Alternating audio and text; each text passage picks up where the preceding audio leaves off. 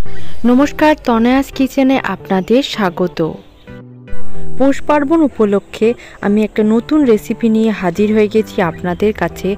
Are सेई रेसिपिटी hello मालपोया बा पोया पिठे।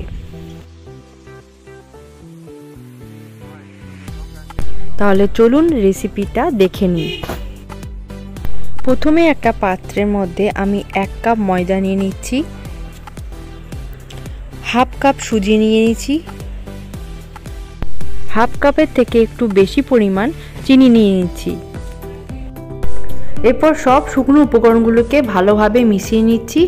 तारपर एक परिमाण मतो दूध दिए एकटा बैटार बानिये निচ্ছি।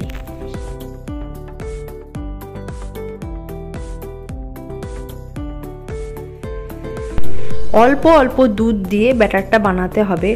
प्रथमेई प्रचुर परिमाणे दूध दिए दिले हबे ना, अल्प अल्प ऐड करे जेते हबे और बैटारटाके भालोभाबे मिशिये निते हबे जाते कोनो लाम्पस ना थाके। बैटारटाके भालोभाबे फेटिये निते हबे। जत भालोभाबे फेटानो जाबे तत किन्तु भालोभाबे मालपोयाटा फुले उठबे। एरपर एखाने आमी कयेकटा काजू बादाम निये निচ্ছি। काजू बादामटाके भालो करे केटे निচ্ছি कुचि कुचि करे। কিছুটা পরিমাণ কাজু বাদাম আর কিছুটা পরিমাণ কিশমিশকে আমি এরকম কুচি কুচি কেটে ওই ব্যাটারের মধ্যে দিয়ে দিয়েছি। এরপর 1 চামচ মতো মৌরিকে আধ ভাঙা গুঁড়িয়ে মানে শিলের মধ্যে গুঁড়িয়ে নিচ্ছি এরকম আধ ভাঙা করে, সেটাকেও ওই ব্যাটারের মধ্যে দিয়ে দেব। আর দুটো এলাচকে এরকম ভাবে গুঁড়িয়ে নেব। এলাচটাকে ভালোভাবে গুঁড়িয়ে নেব। তারপর এলাচটাকে শিল থেকে তুলে নেব। ওই ব্যাটারের মধ্যে মৌরি গুঁড়ো আর এলাচ গুঁড়োটা দিয়ে দেব।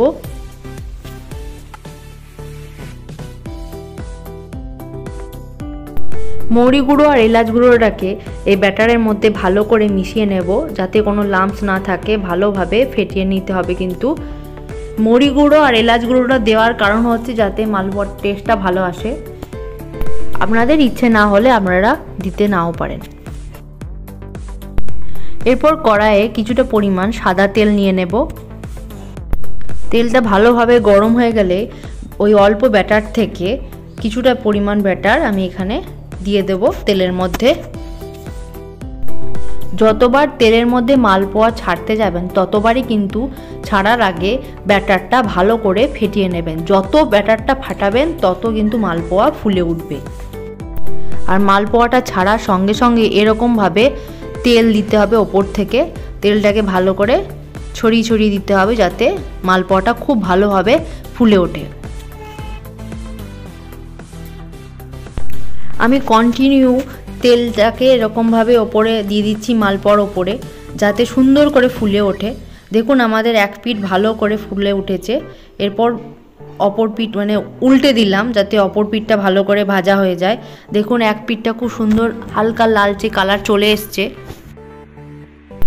এই পিঠ ও পিঠ ভালো করে ভাজা হয়ে গেলে কিন্তু আমরা মালপোয়াটাকে তুলে নেব। অবশ্যই এরকম তেল ছাঁকনির মাধ্যমে মালপোয়াটাকে তুলে নিতে হবে। তেলটাকে ভালো করে ঝরিয়ে নিতে হবে যাতে কোনো তেল না থাকে। খাওয়ার সময় যদি তেল বেশি থাকে তাহলে কিন্তু ভালো লাগবে না। এই দেখুন ভালো করে আমি তেলটা ছেঁকে নিচ্ছি। এবার তুলে নিচ্ছি। বাকি মালপোয়াগুলোকে এরকম একই পদ্ধতিতে ভেজে নেব। একটা জিনিসই খেয়াল রাখতে হবে, মালপোয়াটা ভাজার সময় কিন্তু ব্যাটারটাকে ভালো করে ফেটিয়ে নিতে হবে। বারবার ব্যাটারটাকে ফেটিয়ে নিতে হবে, ততটাই কিন্তু মালপোয়াগুলো ফুলে উঠবে।